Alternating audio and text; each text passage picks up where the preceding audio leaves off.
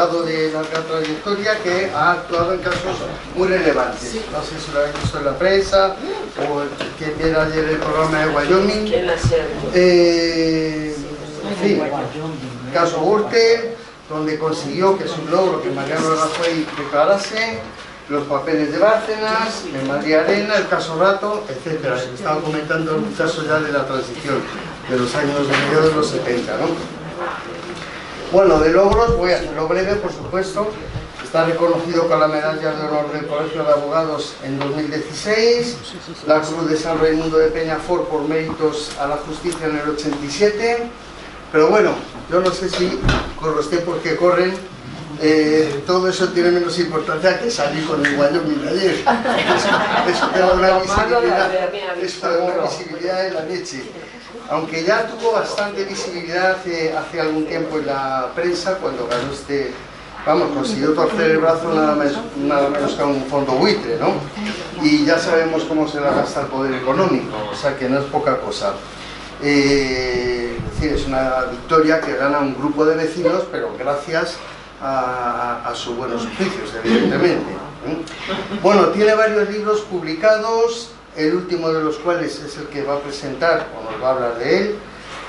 Por supuesto, numerosos artículos, muchísimos, conferencias, docente en varios másters. Fue observador de Naciones Unidas y del Ministerio de Asuntos Exteriores en las elecciones de Nicaragua del 90. Y bueno, lo voy dejando aquí porque si no le quito mucho tiempo, ¿no? Nos va a presentar su libro, Los desahucios instados por los fondos buitre. Bueno, es un libro que podéis adquirir, como habéis visto ahí, supongo que no tendrá problemas en firmaros al final. La cubierta del libro, aunque no está aquí, bueno, está ahí. Ya veis que, no, está en cartera y es igual, Mariano. Que tiene una estatua de la justicia, que tiene un buitre, que tiene una grúa, es de lo más expresiva, ¿no? Bueno, el libro está dedicado a víctimas de las prácticas moralmente criminales. Digo moralmente porque no me quiero encontrar con una querella, moralmente queda etéreo, moralmente criminales de estos fondos buitres, representativos desde luego de la época del capitalismo actual. El capitalismo yo creo que no ha tenido alma nunca, pero es mucho más obsceno en los tiempos que corren, ¿no? Y efectivamente, ni alma ni entiende de cuestiones morales, ni de justicia, ni de derechos humanos, evidentemente. Así que yo creo que hacen falta libros así, personas como él que los escriban y que estén al lado de vecinos, y no digamos ya si encima ganan batallas judiciales a estas mafias. O sea que gracias por venir aquí, nos haces un honor y te escuchamos. Yo efectivamente voy a presentar el libro, pero antes de sentarme a presentar el libro quiero recordar el 10 de diciembre de 1968. Era el 20º aniversario de la Declaración de Derechos del Hombre. Y este club estaba en Tirso de Molina. Un amigo, yo entonces trabajaba en un despacho laboralista, semiclandestino, y iba a haber ido Pepe Jiménez de Parga, que algunos habrán oído hablar. Pero él al final se asustó, vio lo que fuera, el programa me dijo, vete tú. Total, que me fui yo. El 10 de diciembre de 1978 me siento en la mesa y al lado se sienta una persona. Digo, ¿y usted quién es? Dice, yo soy el policía. Digo, pero sí, a ver qué va a decir usted. Así empieza, de verdad, os parecerá mentira, pero así, se me ha quedado grabado. Y entonces yo voy a hablar de derechos humanos. Digo, pues vamos a ver la Carta de Derechos Humanos. Derecho a la libertad de expresión. Está ratificado por los países Ruanda, Burundi, Mongolia, no sé qué tal, no por España. El derecho a la información, ratificado por lo que sea, todos países rarísimos de África, por España tampoco. El derecho a tal, derecho tampoco. Yo veía que el poli se ponía nervioso así en la silla, pero no me llamó la atención. Y entonces así acabó el asunto. Ese primer contacto y único contacto mío hasta ahora, hace 55 años. Bien, entonces ya paso a lo del libro. Voy a poner un vaso de agua.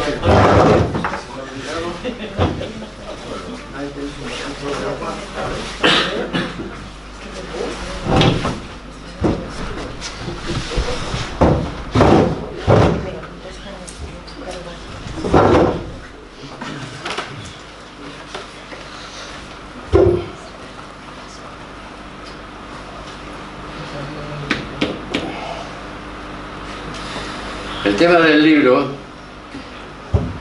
es ponernos de manifiesto una serie de injusticias sociales que se han cometido y que se están cometiendo en nuestro país y que, diríamos, desde los ámbitos políticos está poco menos que olvidadas esas situaciones que se están creando. Cuando en los años 2010 al 2013 y especialmente en el 2013 se vendieron miles de viviendas sociales tanto por el IBIMA del Partido Popular, gobernado por el Partido Popular, como por la MVS, como de la MVS, que también estaba gobernada por el Partido Popular.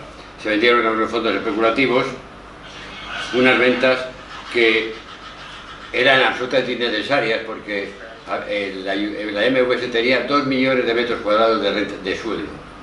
Fijaros la cantidad, y sin embargo tuvieron que vender las ventas de las viviendas de las que había contratos de alquiler con los inquilinos. Estamos pues, y desde entonces estoy en un rosario de desahucios y lanzamientos y de muchos derechos y muchos desechos de derecho, valga el juego de palabras, que utilizan muchos o la mayoría de los jueces españoles. Va a ser mi constante, mi pelea con los jueces españoles. ¿Y quiénes serían los culpables? Yo me atrevo a decir que los culpables son 3 por lo menos. El legislador, incluso el legislador progresista, que considero que es muy timorato a la hora de defender a los inquilinos vulnerables, muy timorato. El ejemplo último es este famoso Real Decreto Ley que ha derrotado el Junts y el Partido Popular, en el que en el artículo 90, me parece, de ese ómnibus, se refería a los vulnerables, con una matiz, y es que dicen falsamente, siempre se dice, la protección de evitar los lanzamientos de la gente vulnerable, pero no es así, no es así. Porque lo que se dice es que en la familia vulnerable, tras la aportación de una serie de pruebas bastante exigentes, el juez es el que decide si es vulnerable o no. Incluso contra la opinión de los servicios sociales. Fijaros si no es importante esto, porque claro, si el legislador timorato progresista podía haber dicho, y si son por los servicios sociales considerados vulnerables, no cabrá su lanzamiento. ¿Punto? No, no. Se tiene que dar al omnípodo poder de los jueces el que ellos decidan si ese informe de los servicios sociales es suficiente o no y decidirlo. Y todos sabemos, y es un factor conocido, un dato conocido, que los jueces en nuestro país son muy mayoritariamente conservadores. Y buena parte de ellos reaccionarios. Y entonces, cuando yo hablo en los juicios de la función social de la propiedad y de la posesión, me dicen que eso no es su tarea analizar ese tema, que eso es del legislador. Se quitan del medio. Yo creo que cometen auténticas atrocidades pseudo-jurídicas, y hoy les voy a contar un caso, además, en el que hoy he tenido que trabajar. Un recurso de apelación contra una sentencia de una familia que resulta que está al cuidado prácticamente de una mujer que tiene una madre de 70 y tantos años con un problema mental muy serio y con una abuela de 100 años que está permanentemente imposibilitada y que por tanto está encamada, etc.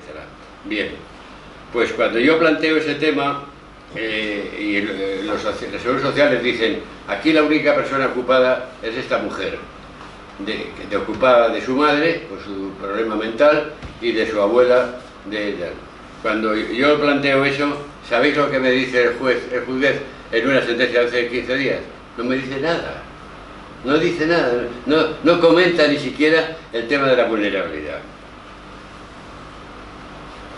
Y cuando yo insisto en que no le habían notificado a ella la demanda, el preaviso de la extinción del contrato. Para romper un contrato siempre tiene que haber un preaviso por parte del arrendador. Resulta que el juez dice textualmente: la declaración de prorroga debe ser recepticia, es decir, que debe recibirse. Y en el presente caso, recibida por el marido, se entiende recibida y conocida por la esposa. ¿Será posible ver un caso de machismo más puro?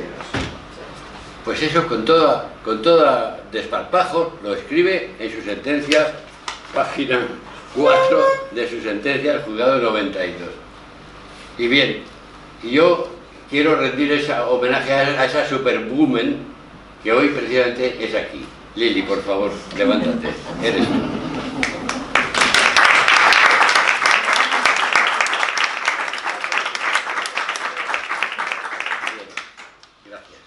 Gracias por venir. Yo se lo he pedido, sé que para ella es un trago, pero quería que no solo fuera mi teoría, sino un caso práctico de los 300 casos que yo llevo de desahuciados.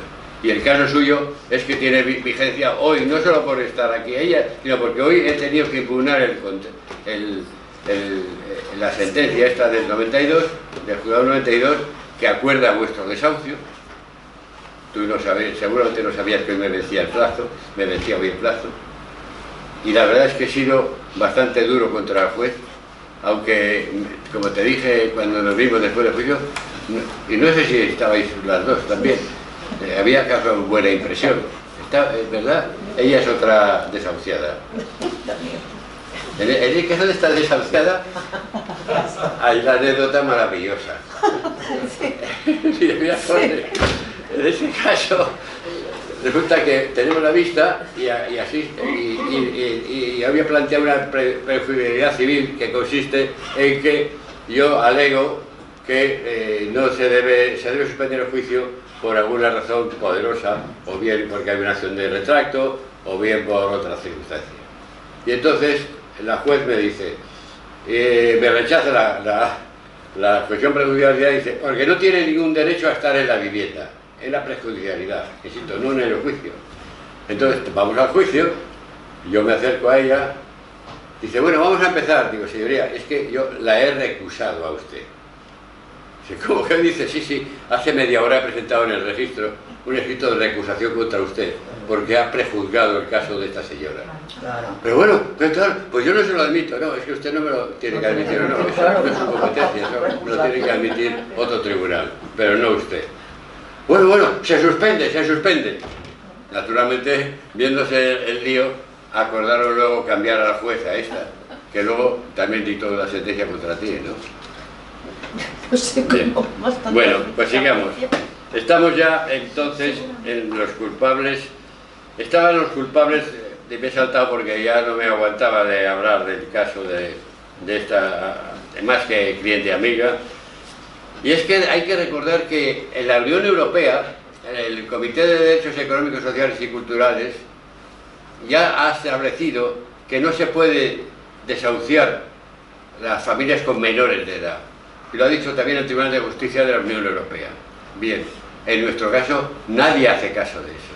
¿Cómo es posible? Cuando yo cito esto, es una directiva, la 9313 de la Unión Europea, que es también sobre las cláusulas abusivas de los contratos, en definitiva por fondos especuladores, no hacen ninguna mención, o lo huyen el tema porque no les conviene. Pues bien, en este caso, estos organismos europeos establecieron que, habiendo menores, no se le puede haber el lanzamiento si no hay alternativa habitacional. Y ese es el fundamento, ese es el fallo que yo encuentro en nuestro legislador progresista. Que bueno, yo no, en principio tampoco acepto o tampoco asumo que no se deban prohibir todos los lanzamientos. Insisto que los que yo llevo no son deudores por falta de pago, sino por expiración del contrato infame que propició la empresa municipal de la vivienda regida por tal. Pero yo lo que pretendo es que siempre haya una alternativa habitacional. Y me dicen, eso se tiene que ocupar la administración, me dicen las antes. Pero ellos acuerdan el lanzamiento.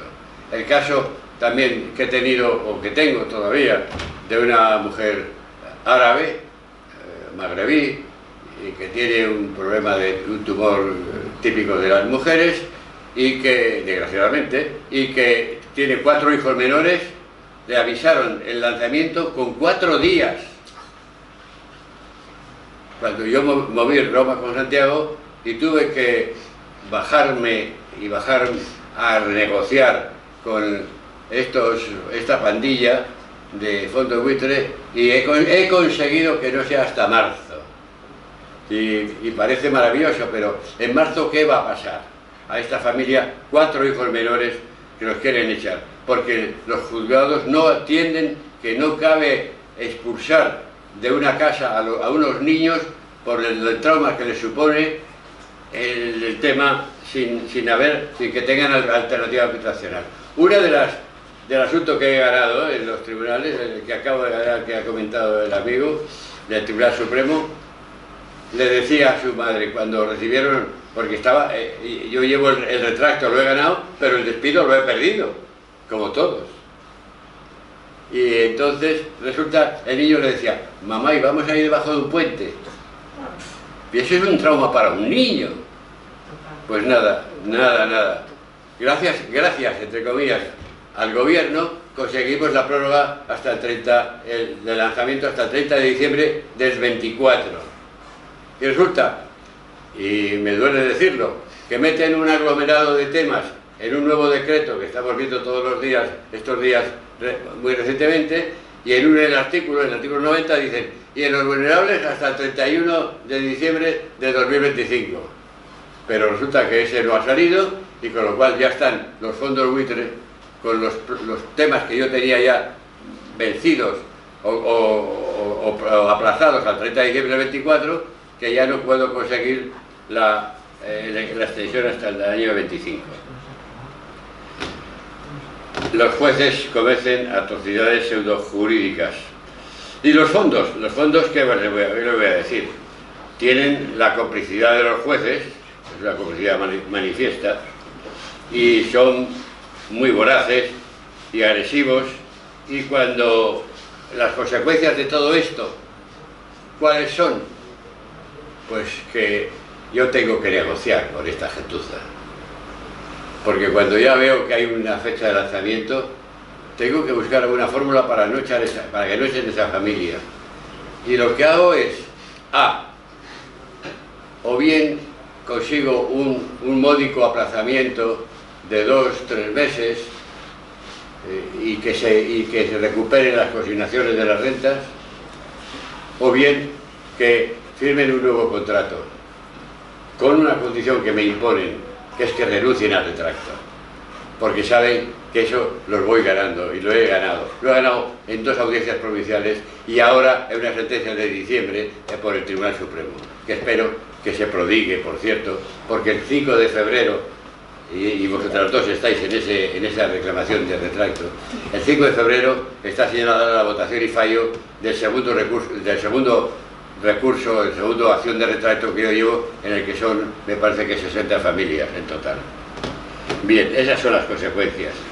Y que cuando están, lo que yo llamo en el corredor de la muerte, porque el corredor de la muerte es que ya no cabe nada, y me tengo que ir a esos negocios que me obligan. Casos litigiosos que he llevado y que figuran en el libro. Puedo contar 3 clásicos.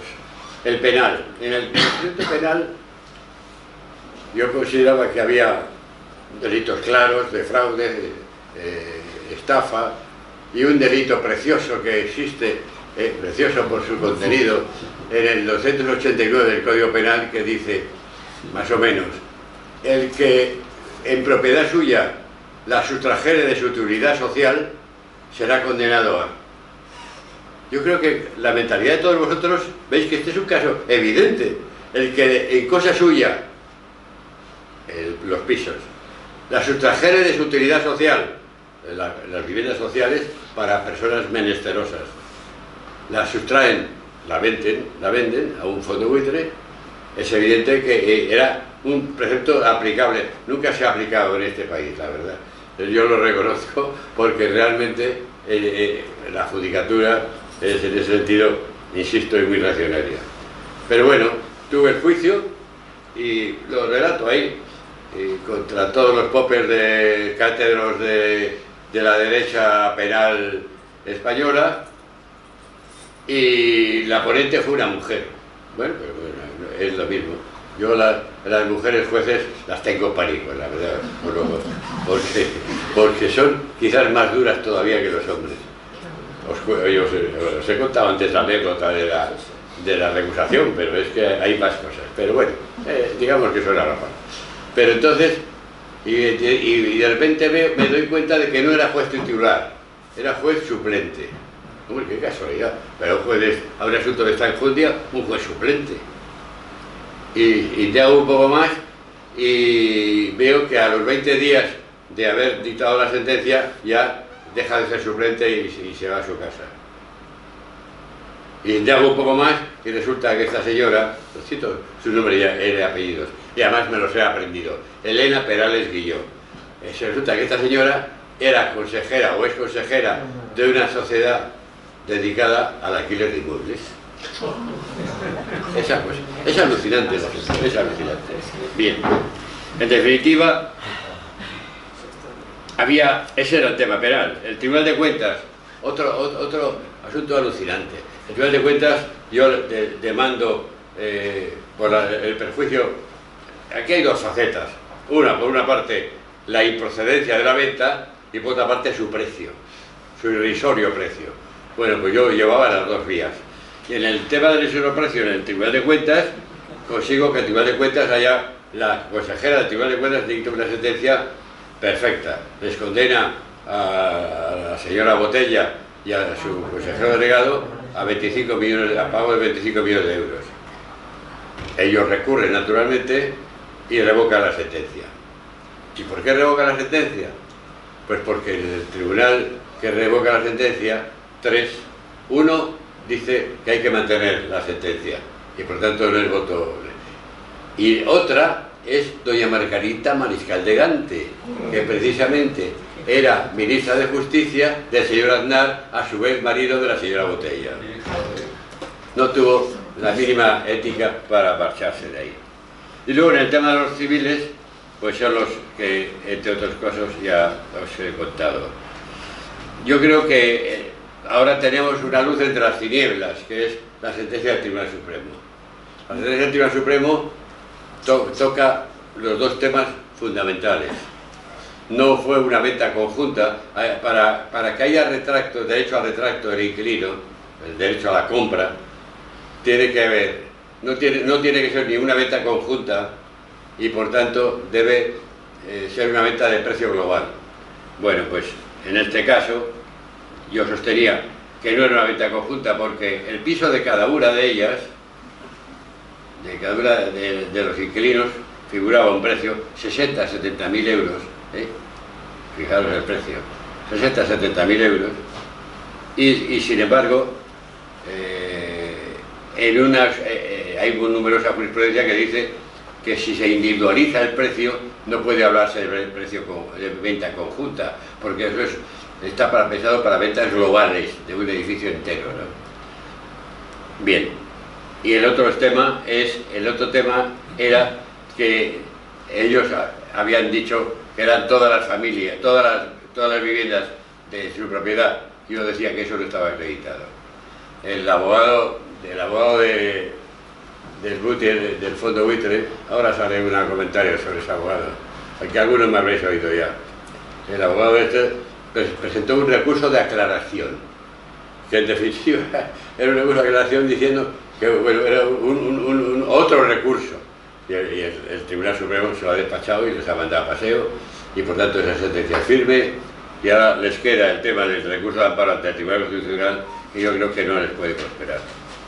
Ese abogado, por cierto, he de decir que ya cuando gané el primer round de esto, que fue unas medidas cautelares de hace mucho tiempo, cambiaron de abogado, se empezaron a asustar y acudieron al despacho más importante de España, al despacho de Garrigues, y ese se debe tener demasiado engolamiento de su función, porque en su escrito del 14 de agosto del 20 me dice sobre mí: nos reservamos el ejercicio de las acciones de naturaleza penal contra el letrado. Y eso, que parecía un fiebrón que le había dado, no. En el 2021, en otro escrito, dice: solicitamos la expresa declaración de mala fe y tal y que cual, y también les reservamos expresamente el ejercicio de las posturas de acción de naturaleza penal contra mí. Ahí estoy esperando esas acciones penales, ¿no? Bien, yo creo que, en definitiva, yo acuso al Partido Popular de la infame venta amañada, a los fondos buitres de aprovechar y especular con las viviendas, a muchos jueces que han sido voluntarios verdugos de una situación injusta, y al legislador, como ya he dicho, por la ignorancia deliberada del problema actual. Hay gente que hoy me decía un periodista, estoy bastante abrumado por eso, de los medios de comunicación, la verdad, pero bueno, y más todavía por los casos patéticos que se me están llegando al despacho, que yo pensaba que cuando acabara con los retractos y tal, ya iba a descansar, como me decía mi mujer, dice: si es que tienes que jubilarte, tengo 84 años, que no son pocos, y yo, o tengo 61, sí, tengo 61 de colegiación en el Colegio de Abogados de Madrid, y por eso debo ser un mal estudiante, porque me sigo gustando estar en el Colegio de Abogados, porque me permite decir estas cosas como os estoy diciendo. ¿Dice que soy un Quijote? No soy un Quijote, yo soy un prisionero de ellas y de tantas otras, y de tantos otros, que no me puedo sustraer a sus problemas, no me puedo sustraer, es mi deber profesional, y por eso no tengo ningún mérito. Y por eso os animo a que compréis el libro sin ningún rubor, porque he renunciado, como figura en las primeras páginas, a los derechos de autor. Nada más y muchas gracias.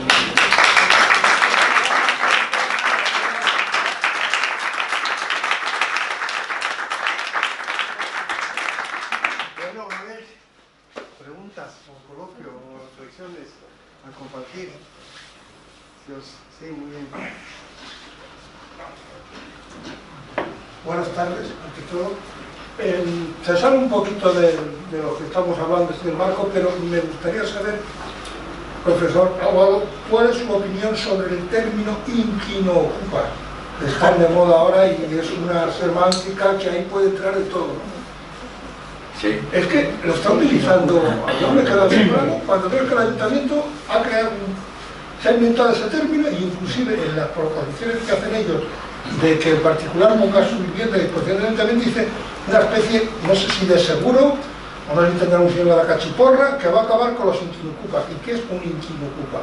Un inquilino que no puede pagar por sus causas personales. Me gustaría saber su opinión. Muchas gracias. Nada. La verdad es que efectivamente, cuando de repente se ponen de moda unas palabras, están ahí. Yo creo que, en parte, la culpa la tiene el legislador. ¿Por qué? Porque sitúa en el mismo plano, prácticamente en el mismo plano, a los vulnerables, que son personas que han pagado religiosamente sus rentas, y en el siguiente apartado se refieren a los ocupas.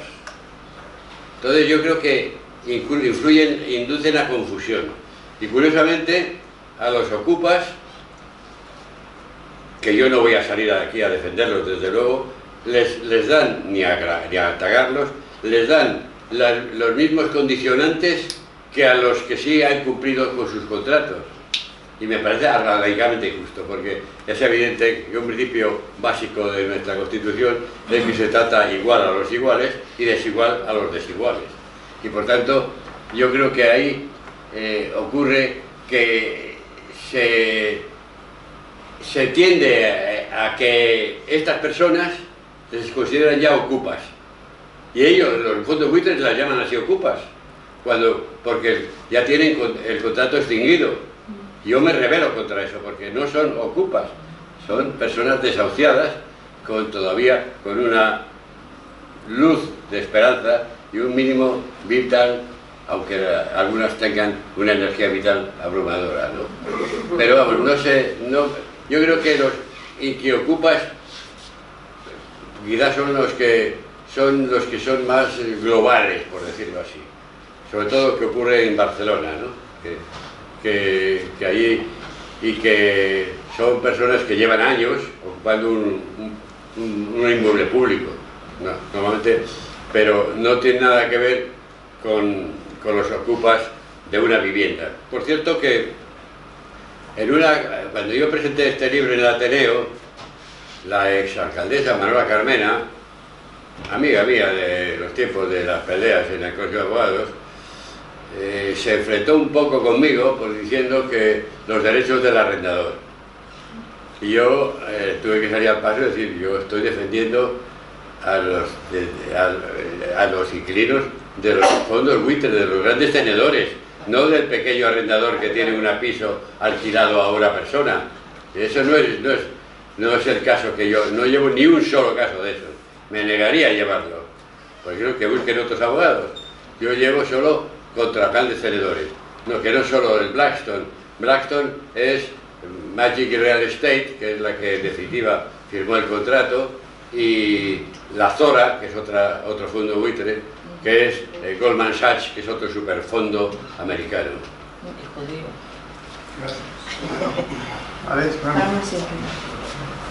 Buenas tardes. Buenas tardes. A mí hay una cosa que yo intuyo que por lo que ha dicho antes sobre la legalidad y el legislador, que me llama mucho la atención. ¿Cómo puede un cargo electo, por muy electo y muy eso que haya salido, alcalde o en fin, lo que sea, que pueda permitirse el lujo de vender los bienes públicos, malversar los bienes públicos? ¿Podría un alcalde vender el palacio, por ejemplo? O vender cualquier monumento que está dentro de lo que es la jurisdicción, o bien de la comunidad, o bien de la alcaldía? Es decir, el término de propiedad pública, como son las viviendas financiadas, construidas por entidades públicas, eso lo puede hacer lo puede hacer un alcalde así por la buena. No está penado eso, no tendrían que entrar a saco lleno los fiscales para arremeter contra esa malversación. Bueno, los fiscales, precisamente la acción popular, que es la que yo he ejercido muchas veces en el caso Gürtel, por ejemplo, que fui acusador contra los papeles de Bárcenas y el dinero el negro que le había dado al señor Rajoy y a otros, pues a veces son pasotas, no quieren intervenir, y precisamente la acción popular está para eso. Por eso yo presenté la acción popular en el caso de la venta extra. Estaba buscando mientras me hablaba de cómo lo venden. La venta, el inicio de la venta se anunció el 3 de mayo de 2013. Bien, fíjense, 3 de mayo de 2013. Correo de marzo de 2013. Estimado Fermín era Fermín Oslé, el consejero delegado de la MVS. Eso es un amigo, estimado. Tenemos el placer de enviarte una oferta por vuestra cartera de VPO, en línea con las conversaciones mantenidas, y quedamos a tu entera disposición para comentar los términos. Firmado Fulano Blackstone. Esto es del marzo del 23. varios meses antes de que se anunciara que se iban a vender. De 13, quiere decir. Por Dios, ¿cómo es posible que un juez no acepte que esto era una venta tramposa? Otro correo.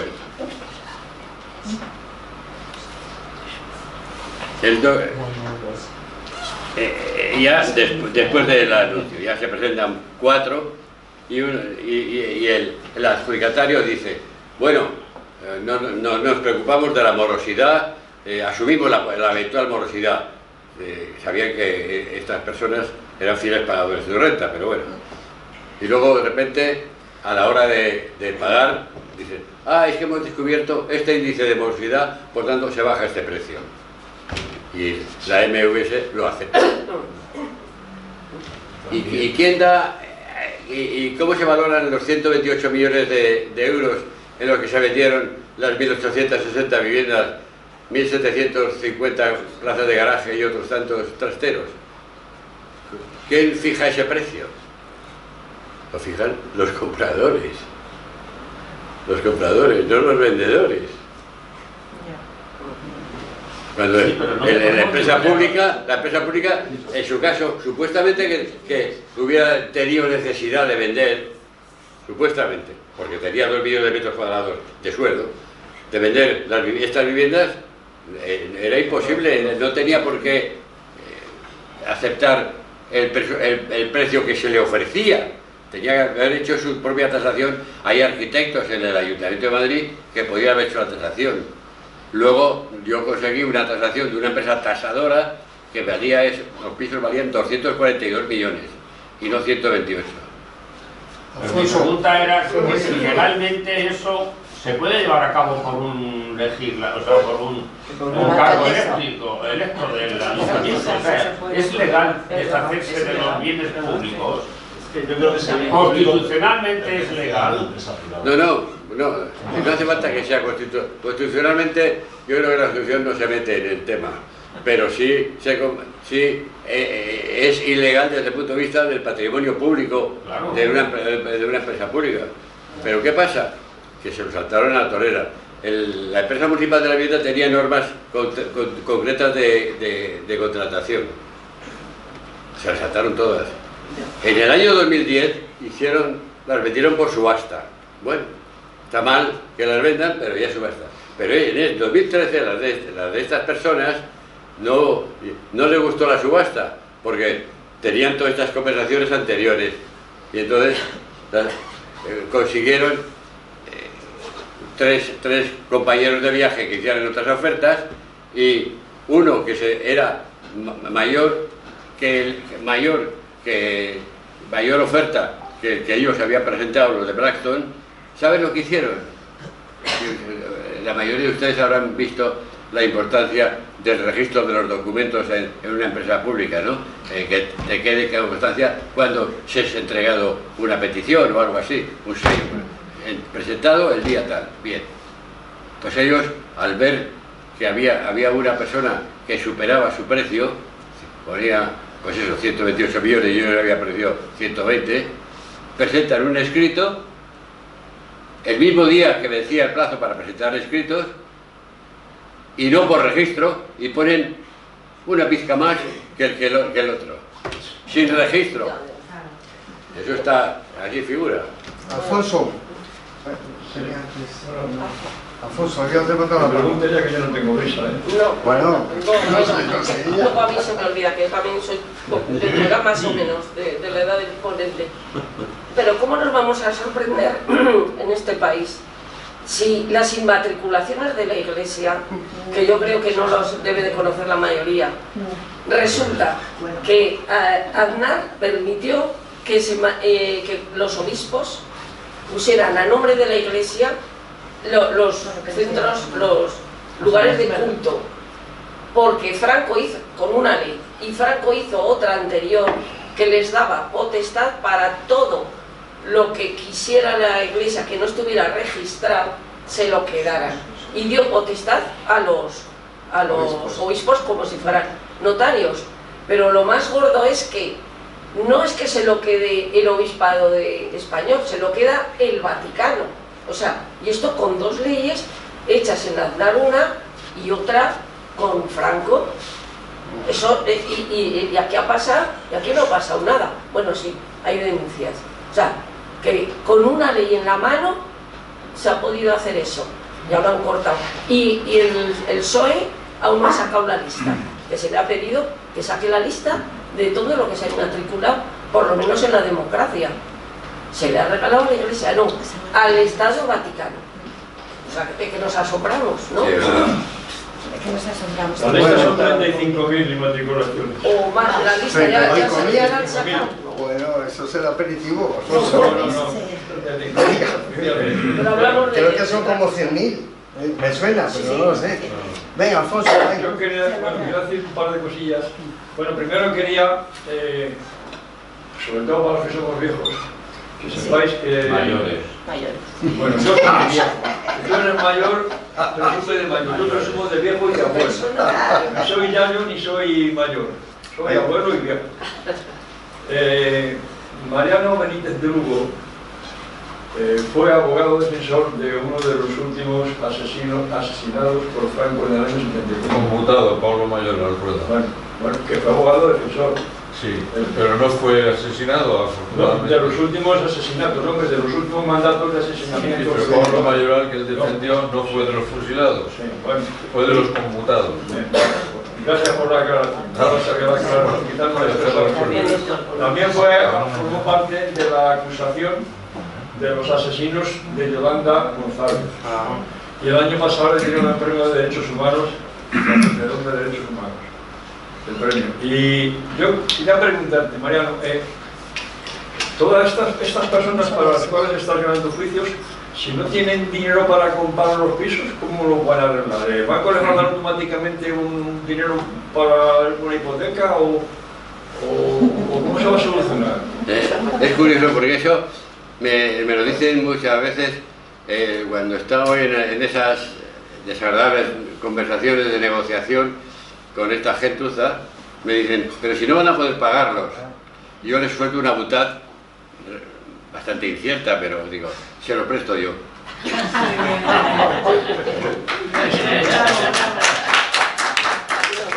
Tenemos hijos que pueden comprar. Javier. No sé si También conoces no me el texto, Pues bueno, se ha dado a conocer, pero parece ser que hay una reforma prevista dentro del multidecreto este que están negociando, que si sí, que si no, que afecta al tema de los desahucios. ¿Sabes hasta dónde se atreve a llegar el mayor, ¿cómo se llama?, progresista del mundo de la historia de la historia mundial? Sí, si se conoce, y si sirve, va a servir para algo, si se conocen los términos. Yo tengo cierto pánico a la negociación de Pedro Sánchez. Tengo cierto pánico, lo reconozco, porque qué raro es. Hoy viene la noticia de que ya Junts está de acuerdo en firmar. Y ahí hay un tema que está latente, que es el control de la inmigración. Ellos quieren pleno control de la inmigración, y eso es inadmisible desde el punto de vista de nuestra Constitución. Ahí sí que nuestra Constitución es competente. Y a mí me da miedo de que por debajo se haya pactado algo, porque si no, no tiene sentido que ahora Junts diga que vale.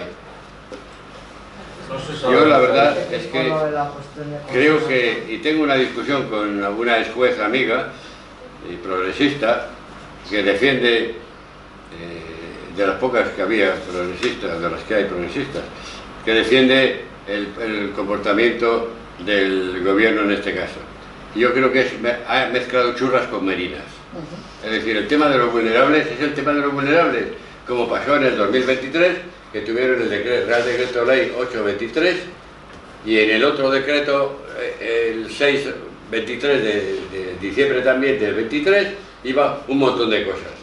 Vale. El ómnibus entonces era de otras cosas, pero el 823 era referido a los vulnerables. Aquí, ¿por qué me lo remete a los vulnerables en el rollo de si el Palacio de París, el impuesto de la gasolina, la pensión, no sé qué? Es absurdo. es un problema particular. Yo tengo, o tenía, no sé si ya, amistad con el secretario de Estado de la Vivienda, porque fue portavoz del Grupo Municipal Socialista y yo era abogado del Grupo Municipal Socialista. Y le he dicho varias cosas que seguramente no le han gustado porque no me ha contestado. Parece que sí. A ver, por ahí hay una palabra que dice, Yo quería hacerle una pregunta técnica sobre el artículo que ha mencionado del Código Penal del 259. 89. 89. 89 o 59. ¿Y tú tienes ahí un código? No lo tengo, pero es porque me ha parecido interesante el que se sustrajera una cosa que no fuese para el uso al que se ha planteado. Entonces, estaba pensando si eso también se puede aplicar a las actividades de pisos turísticos, pero tienen que ser... ¿Aplicarse a dónde? A la actividad de los pisos turísticos. Porque claro, es una vivienda de uso normal y se utiliza para una actividad que a veces no está ni registrada. La actividad turística no están a veces registrados como viviendas de uso turístico, no tienen una actividad como tal, y era saber si eso es posible o no. Es difícil porque, primero, es un precepto de lo que podríamos llamar restrictivo de derechos al propietario y se refiere a... Si hubiera aquí gente, algún joven, rápidamente habría cogido el teléfono y habría localizado la cobertura. Claro, sí. Pero cuando dice el que en cosa propia, más o menos así, frustrarle su destino a la autoridad social que presenta el bien, será condenado. Entonces, en los pisos turísticos, yo creo que no encaja en que los pisos, antes de ser turísticos, desempeñar una función social. Yo no me metería en ese pleito. José Luis. Sí, hola. Otra pregunta técnica. Cuando les consigues el derecho de retracto, ¿el precio de recuperación, o sea, el precio de la compra, ¿cuál es? ¿El que se estableció en el precio de venta a los fondos o hay un... No, claro. El de hace 13 años. Esa es la gran esperanza de esta gente, ¿no? Es que van a poder comprar. Yo tengo un anuncio del asunto que yo he ganado en el Supremo ya. Los pisos de la calle López de Vega estaban entre 60 o 60.000 euros por ahí. Y el fondo buitre tenía algún otro piso y lo ha anunciado con bombo y platillo en 505.000. Claro, por eso te preguntaba, si va a ser el precio, porque están ofreciendo una venta... No, pero claro, es que si fuera solo comprarlo al mismo precio, al precio de mercado, no les interesaría. A ver, Ana. Hola, yo quería saber si tiene recorridos que precisamente hoy he oído que en Azpeitia, al ayuntamiento, algo así, que porque hay mucha polémica no, hay gente que dice que por qué construir tanta vivienda social cuando hay tantos pisos vacíos, ¿no? Si se puede hacer algo con esos pisos vacíos, que creo que en Azpeitia lo que han aprobado el ayuntamiento es que van a poner una multa a los pisos que lleven vacíos más de 2 años sin alquilar ni vender o algo así.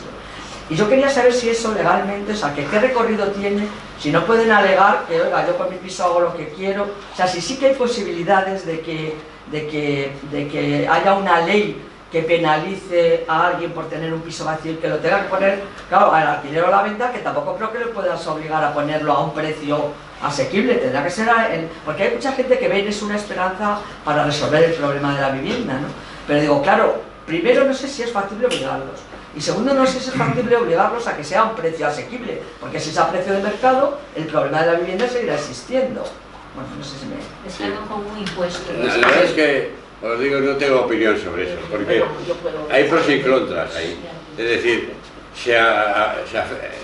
la función social de la propiedad está, digamos, orientada a los pisos que realmente son viviendas protegidas o que en definitiva tienen algún nexo con la administración pública. Pero que un ciudadano tenga un piso y lo tenga vacío, yo creo que el Tribunal Constitucional pondría pegas podría pegar a que se le obligue a que se le obligue a ocuparlo, ¿no? A ver, por aquí hay una respuesta. Yo tengo alquilado, bueno, 2 propiedades, entonces yo pago lo que tengo que pagar, no declaro en negro nada y yo digo que yo hago lo que quiero. No abuso, porque a mí me dicen, hay que ver lo poco que cobras, porque yo soy con una mentalidad avanzada, de izquierdas, ¿verdad? Entonces yo soy dueña de ciertas cosas porque las he ahorrado. Yo no me he ido a Cancún, no me he ido no sé dónde, no sé qué. Exactamente, no conozco Cancún ni he ido a Taiwán ni a Moscú, ojalá, una pena. El caso es que yo todo lo declaro y con mis impuestos quiero que el Estado haga lo que tenga que hacer.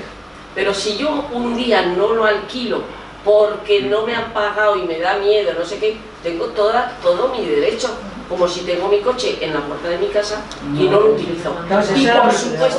Y por supuesto que te cargan, porque yo donde vivo es en un sitio mejor y no pago tanto porque estoy viviendo ahí, pero esa segunda vivienda me está cobrando bastante más.